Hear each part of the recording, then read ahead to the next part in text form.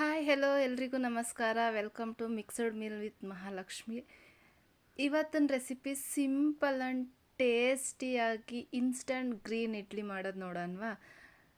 ಅಂದರೆ ಟೇಸ್ಟಿಯಾಗೂ ಇರುತ್ತೆ, ಆರೋಗ್ಯವಾಗೂ ಇರುತ್ತೆ, ಡಿಫ್ರೆಂಟಾಗೂ ಇರುತ್ತೆ. ಸ್ಟಾರ್ಟ್ ಮಾಡೋಣವಾ. ಫಸ್ಟು ಒಂದು ಸರ್ವಿಂಗ್ ಬೌಲ್ಗೆ 1 ಕಪ್ ಆಗೋಷ್ಟು ಬಾಂಬೆ ರವೆ, 1 ಕಪ್ ಆಗೋಷ್ಟು ಕರ್ಡ್ನ ಮಿಕ್ಸ್ ಮಾಡ್ತಾಯಿದ್ದೀನಿ. ಇದಕ್ಕೆ ನಾನು ಇಲ್ಲೊಂದು 1/2 ಕಪ್ ಆರ್ 1 ಕಪ್ ಆಗೋಷ್ಟು ನೀರನ್ನ ಹಾಕಿ ಚೆನ್ನಾಗಿ ಮಿಕ್ಸ್ ಮಾಡಬೇಕು. ಇದನ್ನು ಮಿಕ್ಸ್ ಮಾಡಿ ಒಂದು 10ರಿಂದ 15 ನಿಮಿಷಗಳು ನೆನೆಸಿಡಬೇಕು. ನಾವಿಲ್ಲೊಂದು ಹೆಲ್ದಿಯಾಗಿ ಇದು ಮಿಕ್ಸ್ ಮಾಡೋಕ್ಕೆ ಒಂದು ಪೇಸ್ಟ್ ರೆಡಿ ಮಾಡ್ಕೊಳ್ಳೋಣ.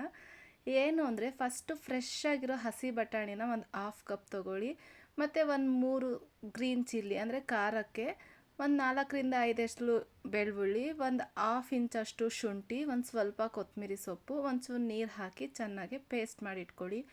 ಹಸಿ ಬಟಾಣಿ ಆರೋಗ್ಯಕ್ಕೆ ತುಂಬ ಒಳ್ಳೆಯದು. ಒಂದ್ಸಲ ಈ ಥರ ಡಿಫ್ರೆಂಟಾಗೆ ಟ್ರೈ ಮಾಡಿದ್ರೆ ಮಕ್ಕಳೆಲ್ಲ ತುಂಬ ಇಷ್ಟಪಟ್ಟು ತಿಂತಾರೆ. ನೋಡಿ 10 ನಿಮಿಷ ಆದಮೇಲೆ ರವೆ ನೋಡಿ ಎಷ್ಟು ಚೆನ್ನಾಗಿ ನೆಂದಿದೆ ಅಂತ. ಇದು ಚೆನ್ನಾಗಿ ನೆಂದಿರೋದಕ್ಕೆ ನಾವು ಪೇಸ್ಟ್ ಮಾಡಿಟ್ಟಿರ್ತೀವಲ್ಲ ಗ್ರೀನ್ ಪೀಸ್ದು, ಅದನ್ನು ಆ್ಯಡ್ ಮಾಡ್ತಾಯಿದ್ದೀನಿ. ಚೆನ್ನಾಗಿ ಮಿಕ್ಸ್ ಮಾಡಬೇಕು. ಅದು ಎಲ್ಲ ಫುಲ್ ರವೆಗೆ ಹೊಂದ್ಕೊಬೇಕು. ಮಿಕ್ಸ್ ಮಾಡೋ ಪೇಸ್ಟ್ ಎಲ್ಲ ಮಿಕ್ಸ್ ಆಗೋದು. ಇದಕ್ಕೆ ಒಂದು ಚಿಕ್ಕದಾಗೆ ಒಗ್ಗರಣೆ ಮಾಡ್ಕೊಳ್ಳೋಣ. ಒಂದು 2 ಟೇಬಲ್ ಸ್ಪೂನ್ ಅಷ್ಟು ಆಯಿಲ್ ಹಾಕಿ, ಅದು ಆಯಿಲ್ ಬಿಸಿ ಆದಮೇಲೆ ಸಾಸಿವೆ ಹಾಕಿ ಒಂದು 1/2 ಟೇಬಲ್ ಸ್ಪೂನ್ ಸಾಸಿವೆ ಚಿಟಪಟ ಅಂತ ಸಿಡಿದ್ಮೇಲೆ ಒಂದು 1 ಟೇಬಲ್ ಸ್ಪೂನ್ ಆಗೋಷ್ಟು ಕಡಲೆಬೇಳೆ, 1 ಟೇಬಲ್ ಸ್ಪೂನ್ ಆಗೋಷ್ಟು ಉದ್ದಿನಬೇಳೆ, ಒಂಚೂರು ಕರಿಬೇವಿನ ಸೊಪ್ಪು ಹಾಕಿ ಫ್ರೈ ಮಾಡಿ ಒಗ್ಗರಣೆ ಘಮ ಘಮ ಅಂತ ರೆಡಿ ಆಗಿದೆ. ಈ ಒಗ್ಗರಣೆನ ನಾವು ಪೇಸ್ಟು ರೆಡಿ ಮಾಡಿಟ್ಟಿರ್ತೀವಲ್ಲ ರವೆ ಪೇಸ್ಟಿಗೆ ಇದನ್ನು ಹಾಕ್ಕೊತಾ ಇದ್ದೀವಿ. ಯಾಕಂದರೆ ರವೆ ಇಡ್ಲಿ ಮಧ್ಯದಲ್ಲಿ ಕಡಲೆಬೇಳೆ ಉದ್ದಿನಬೇಳೆ ಸಿಕ್ಕಿದ್ರೆ ಬಾಯಿಗೆ ತುಂಬ ರುಚಿಯಾಗಿರುತ್ತೆ. ಸೊ ಹಾಗಾಗಿ ಇದನ್ನು ಚೆನ್ನಾಗಿ ಮಿಕ್ಸ್ ಮಾಡಬೇಕು.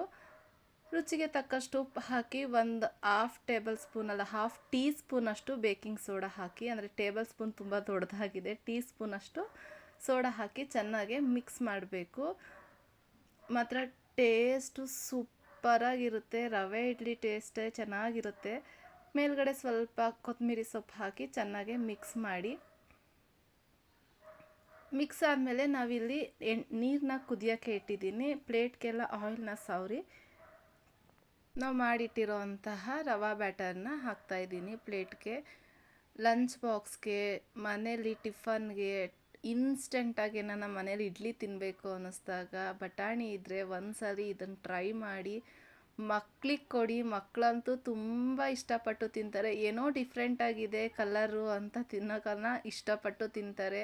ಮಕ್ಳುಗಳಿಗೆ ಇವಾಗಂತೂ ಫ್ಯಾನ್ಸಿ ಫುಡ್ಗಳು ಕೇಳ್ತಾರೆ. ಸೊ ಹಾಗಾಗಿ ಒಂದೇ ಥರ ವೈಟ್ ರವೆ ಇಡ್ಲಿ ತಿಂತಾಯಿದ್ರೆ ಅವ್ರಿಗೂ ಬೋರ್ ಅನಿಸುತ್ತೆ.